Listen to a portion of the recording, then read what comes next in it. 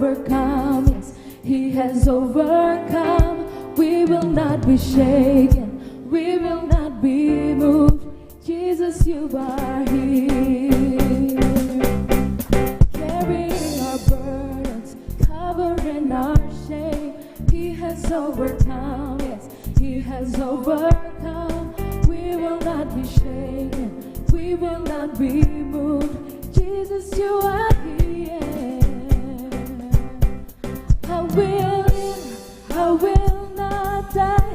The resurrection power of Christ alive in me, and I am free in Jesus' name. Oh, oh, oh, oh, oh,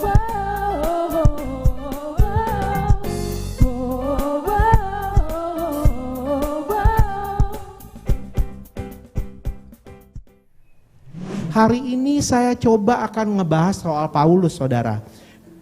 Paulus orang yang luar biasa, saudara. Dan dalam perenungan saya, maka saya mencoba membuat tema hari ini soal marketplace mission, tapi mungkin lebih kepada seni bertahan, saudara.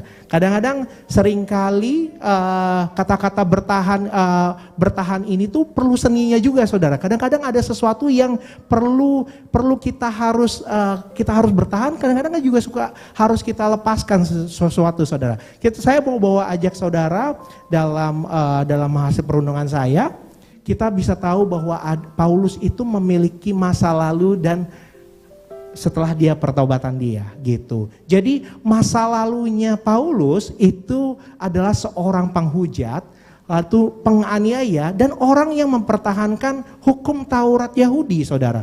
Jadi kalau saudara lihat di dalam ayat Alkitab, nanti kita coba baca sedikit lah ya, nanti di Kisah Para Rasul 9 ayat 1-19 gitu. Bahwa betapa dia itu saking mempertahankan hukum Taurat, karena banyak orang yang jadi percayanya kepada Yesus, dia mencoba untuk menangkap, menganiaya orang-orang percaya tersebut. Bahkan dia juga menyiksa orang itu karena dia merasa bahwa hukum Taurat ini tidak dianggap lagi gitu. Padahal enggak juga seperti itu, saudara. Coba kita mungkin baca di ketika itu dia sudah masuk pertobatannya. Boleh buka di dalam Kisah Para Rasul ayat 9. Sementara itu berkobar-kobar hati Saulus untuk mengancam dan membunuh murid-murid Tuhan. Ia menghadap imam besar, lanjut, dan meminta surat kuasa daripadanya untuk dibawa kepada majelis-majelis Yahudi Damsyik, supaya jika ia menemukan laki-laki atau perempuan yang mengikuti jalan Tuhan, ia menangkap mereka dan membawa mereka ke Yerusalem. Lanjut, dalam perjalanannya ke Damsyik, ketika itu ia sudah dekat kota itu, tiba-tiba cahaya memancar dari langit mengelilingi dia. Stop sampai situ dulu. Saudara, kita lihat bahwa perjalanan dia, waktu dia menyiksa menangkap orang-orang percaya, dia mendapatkan cahaya yang terang sekali, itu dari Tuhan, sehingga dia menjadi buta, saudara. Kalau saudara bisa baca bahwa 3 hari lamanya loh, dia itu menjadi buta, saudara. Dia jadi mengenal Tuhan di dalam kebutaannya itu. Mungkin sama kayak kita gitu, saudara. Kadang-kadang kita juga bisa melihat sesuatu kayak dengan mata kita, sekeliling kita kayaknya kesannya juga buruk, hancur. Bahkan ada anak-anak Tuhan yang tidak berlaku seperti anak-anak Tuhan gitu. Kita jadi kecewa dan lain-lain. Tapi perjumpaan dia sama Tuhan, ketika dia mengenal Tuhan, dalam mata fisiknya nggak ada, saudara. Tapi dia ngelihat dengan mata hati dia. Dia mengenal Tuhan lebih dalam lagi. Sehingga dia menjadi seseorang yang bertobat. Ketika dia melakukan pertobatan, dia menjadi pengkhotbah, jadi penginjil, jadi tokoh penting dalam kekristenan, jadi punya pengaruh besar, maupun juga orangnya sangat konsisten, saudara, dalam memberitakan Injil, saudara. Aku bersyukur kepada Dia yang menguatkan aku, yaitu Kristus Yesus Tuhan kita, karena Ia menganggap aku setia dan mempercayakan pelayanan ini kepadaku.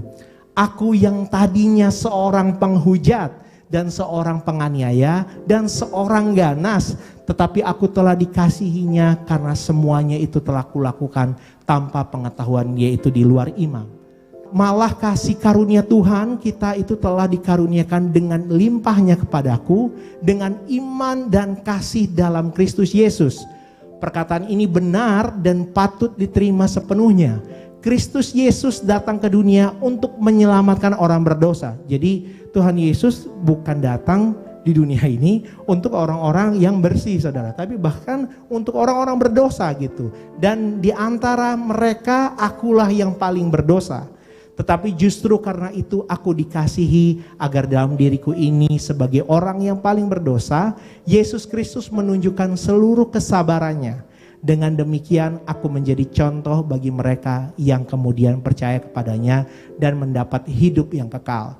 Hormat dan kemuliaan sampai selama-lamanya bagi Raja segala Allah yang kekal, yang tak nampak, yang esa dan amin. Perkataan ini saudara, ucapan syukur ini, waktu saya juga renungkan bahwa Paulus pun menyatakan sebenarnya ini adalah bentuk pelayanan dia. Jadi pelayanan dia sendiri tidak dibatasi oleh dunia yang sekuler maupun dunia yang bukan sekuler, saudara. Di mana dia melayani itu, jadi dia mengenal Tuhan, apapun yang dia kerjakan itu jadi pelayanan, saudara. Dalam perjalanan Paulus ternyata ada berbagai misi, saudara. Kalau misi kalau saudara juga cari di internet gitu ya, dalam perjalanan dia itu memang misi Paulus tuh ada banyak yang menafsirkan itu ada 3 misi, saudara. Ini adalah misi yang pertama, di mana misi yang pertama adalah Saulus dan Barnabas di Pulau Siprus. Saya bacakan dulu ayat pengutusan. Jadi ini yang membuktikan bahwa dia ada misi, saudara. Jadi di Kisah Para Rasul 13 pada ayat 2, pada suatu hari ketika mereka beribadah kepada Tuhan dan berpuasa, berkatalah Roh Kudus, khususkanlah Barnabas dan Saulus bagiku untuk tugas yang telah kutentukan bagi mereka. Jadi nama Paulus itu dulunya adalah Saulus gitu. Dan maka berpuasalah dan berdoalah mereka, dan setelah meletakkan tangan ke atas kedua orang itu, mereka membiarkan keduanya pergi. Kisah Para Rasul 13 ayat 4, kita boleh baca dulu. Oleh karena disuruh Roh Kudus, Barnabas dan Saulus berangkat ke Seleukia, dan dari situ mereka berlayar ke Siprus. Next. Setiba di Salamis, mereka memberitakan firman Allah di dalam rumah-rumah ibadat orang Yahudi, gitu. Jadi dia langsung datang ke rumah-rumah ibadat orang Yahudi, dan Yohanes menyertai mereka sebagai pembantu mereka. Next. Ayat 6, mereka mengelilingi seluruh pulau itu sampai ke Pafos. Di situ mereka bertemu dengan seorang Yahudi bernama Bar Yesus. Ia seorang tukang sihir dan nabi palsu. Next. Gitu. Ia adalah kawan gubernur pulau itu, Sergius Paulus, yang adalah orang cerdas. Gubernur itu memanggil Barnabas dan Saulus karena ia ingin mendengar firman Allah. Next. Tetapi Elimas, demikianlah namanya dalam bahasa Yunani, tukang sihir itu menghalang-halangi mereka dan berusaha membelokkan gubernur itu dari imannya. Tetapi Saulus, juga disebut Paulus, yang penuh dengan Roh Kudus menatap dia dan berkata, hai anak iblis, engkau penuh dengan pura-pura rupa-rupa tipu, muslihat dan kejahatan, engkau musuh segala kebenaran. Tidakkah engkau akan berhenti membelokkan jalan Tuhan yang lurus itu? Sekarang lihatlah, tangan Tuhan datang menimpa engkau dan engkau menjadi buta. Beberapa hari lamanya engkau tidak dapat melihat matahari, dan seketika itu juga orang itu merasa diliput kabut dan gelap, dan sambil meraba-raba ia harus mencari orang untuk menuntun dia. Sampai sini saudara. Jadi waktu dia berjalan di Saulus dan Barnabas di Pulau Siprus, kita bisa tahu bahwa dia menjalankan apa yang Tuhan sudah kasih sama dia. Dia memberitakan Injil.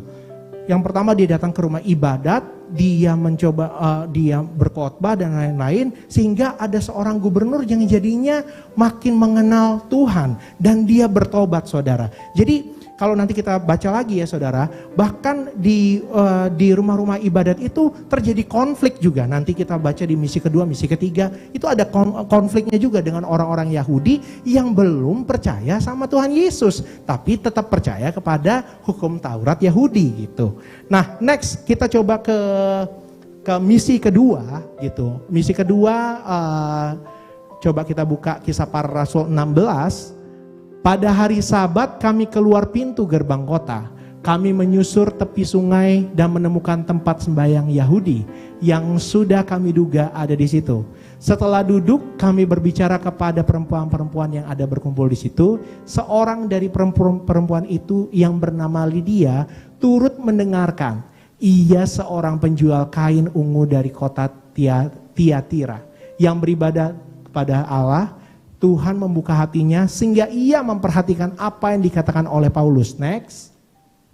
Sesudah ia dibaptis bersama-sama dengan seisi rumahnya, ia mengajak kami, katanya, jika kamu berpendapat bahwa aku sungguh-sungguh percaya kepada Tuhan, marilah menumpang di rumahku. Ia mendesak sampai kami menerimanya. Pada suatu kali ketika kami pergi ke tempat sembahyang itu, kami bertemu dengan seorang hamba perempuan yang mempunyai roh tenung. Roh tenung itu kayak ilmu-ilmu goib gitu loh saudara. Dengan tenungan-tenungannya, tuan-tuannya memperoleh penghasilan besar. Next. Ia mengikuti Paulus dan kami dari belakang sambil berseru, katanya, orang-orang ini adalah hamba Allah yang maha tinggi. Mereka memberitakan kepadamu jalan kepada keselamatan. Hal itu dilakukan beberapa hari lamanya, tetapi ketika Paulus tidak tahan lagi akan gangguan itu, ia berpaling dan berkata kepada roh itu, demi nama Yesus Kristus, aku menyuruh engkau keluar dari perempuan ini. Seketika itu juga keluarlah roh itu. Sampai di sini saudara. Kita bisa lihat bahwa dalam perjalanan ini, bahwa ada dalam perjalanan itu pasti kalau kita ngelihat pakai kacamata kita tuh ngelihat ada sisi positif dan negatifnya. Ini kacamata kita ya sebenarnya gitu. Kita bisa ngelihat bahwa dia di dalam Kisah Para Rasul 16, 13 sampai 18 itu, dia membuat Lydia dan keluarganya bertobat saudara. Seisi rumahnya bertobat. Lalu juga membuat sadar seorang wanita yang penuh roh tenung. Saya nggak usah baca, kita nggak usah baca di soal kepala penjara Filipi. Nanti saudara bisa baca di Kisah Para Rasul 16 ayat 19 sampai 20. Saudara bisa lihat bahwa di mana waktu dia di penjara, betapa waktu itu sudah ada gempa dan harusnya itu pintunya semua terbuka. Dan ada kesempatan buat Paulus bisa keluar dari tempat itu. Tapi dia tahu dimanapun dia berada, dia tetap mau terus menjalankan misinya yang Tuhan sudah kasih. Bahkan kalau saudara baca di kepala penjara tersebut yang tadinya mau bunuh diri karena ngelihat kayaknya orang-orang yang di penjara itu semua kabur. Jadi dia merasa bahwa tanggung jawabnya itu hilang gitu saudara. Tanggung jawabnya dipertanyakan. Tapi akhirnya Paulus dan rekan-rekannya ini dia tetap ada di dalam penjara. Bahkan dia memberkati seorang kepala penjara tersebut. Sehingga kepala penjaranya juga mau bertobat saudara. Sehingga seisi rumahnya juga bertobat. Itu misi yang kedua dilakukan oleh Paulus gitu. Kita ketiga saudara. Misi ketiga ini Paulus di Korintus gitu. Dia membuat bertobat kepala beribadatnya. Jadi dia jadi mengenal Kristus lagi, yaitu Titus Justus gitu. Dan akhirnya juga dia juga dalam perjalanannya itu dia dikuatkan kembali sama Tuhan. Ayatnya seperti ini. Pada suatu malam berfirmanlah Tuhan kepada Paulus di dalam suatu penglihatan. Jangan takut, teruslah memberitakan firman dan jangan diam. Sebab aku menyertai engkau dan tidak ada seorang pun yang akan menjamah dan menganiaya engkau. Sebab banyak umatku di kota ini. Jadi saudara, kalau saudara lihat nanti juga di ayat-ayat terakhir ya saudara, ketika dia diadili sekalipun, dia tetap teguh gitu. Dia tetap teguh dalam menjalankan misinya sampai dia itu kayaknya dipukulin saudara. Tapi dia nggak pernah nyerah gitu. Dia kalau kita lihat dari misi pertama, misi kedua, misi ketiga gitu, dia kelihatan sekali orangnya walaupun dia bersih tegang sama umat Yahudi yang nggak percaya sama Tuhan Yesus gitu, dia tetap memberitakan Injil, dia memberitakan soal kabar baik saudara. Ternyata di misi pertama, misi kedua, dan misi ketiga, memang Paulus tuh punya strategi saudara. Dia itu mempunyai strategi sehingga dia tahu bahwa dia harus datang pertama kali ke rumah ibadat saudara. Dia udah tahu orang-orang yang mungkin mengenal hukum Taurat gitu. Dan dia mencoba mengejar itu. Dan akhirnya kita lihat walaupun mungkin banyak dikecam, banyak sesuatu yang kayaknya hina sekali buat dia. Bahkan dia dipukuli, masuk penjara dan lain-lain. Tapi dia tetap menjalankan misinya. Dia tetap percaya bahwa Tuhan Yesus selalu beserta dia dan dia memberitakan Injil saudara. Dan kita bisa lihat gitu dalam perjalanan dia itu dinyatakan bahwa dia itu juga memberikan leader-leader untuk orang-orang yang dia datangi, sehingga orang-orang yang jadi leader itu bisa memberitakan juga tentang Injil itu. Bahkan seisi rumah saudara, seisi rumah bisa bertobat saudara. Itu sungguh dahsyat saudara. Inilah yang saya bilang bahwa kalau misi itu memang harus ada tujuan saudara. Gak bisa misi itu tanpa tujuan. Karena kalau misi tanpa tujuan, akhirnya menjadikan mispersepsi, misaction, misunderstanding, miscommunication. Jadi kalau kita tahu apa yang menjadi hidup kita adalah untuk Tuhan, jadi kita harus tahu juga tujuan Tuhan tuh buat hidup kita tuh apa. Sehingga tidak ada misunderstanding, misperception. Nah, kalau kita lihat saudara, apa sih kalau korelasinya sama Paulus ini? Paulus dalam menjalankan misi pertama, misi kedua, dan misi ketiga itu selalu ngomong soal amanat agung saudara. Soal amanat agung ini dia nyatakan dengan berani, dia nyatakan dengan lugas gitu saudara. Dan ini yang membuat harusnya kita sebagai anak-anak Tuhan, kita gak boleh takut tentang ini gitu saudara. Kita harusnya menjadi berkat buat orang. Kita menyatakan kabar baik tersebut. Kita boleh menyatakan bahwa Tuhan itu baik dan dahsyat saudara. Nah, dalam menghadapi ini, saya yakin dan percaya saudara bahwa ada sesuatu yang makanya saya bilang kita harus, tema khotbah saya ngomongnya seni bertahan. Ada kalanya kita harus bertahan akan sesuatu, tapi juga ada kalanya kita juga harus melepaskan sesuatu. Jangan jadi orang yang defensif gitu buat kita sendiri. Nah, apa sih kita mesti bertahan dalam iman kita kepada Tuhan Yesus. Seperti yang Paulus lakukan, dia mencoba memberitakan Injil selalu dan selalu. Tidak ada pembatasan antara dunia rohani maupun dunia sekuler. Kita menjadi terangnya Tuhan Yesus. Kedua adalah bertahanlah untuk menjadi berkat buat orang lain. Karena saya yakin percaya kalau kita jadi berkat buat orang lain, kita bisa melihat bahwa karya Tuhan terus ada buat kita. Amin.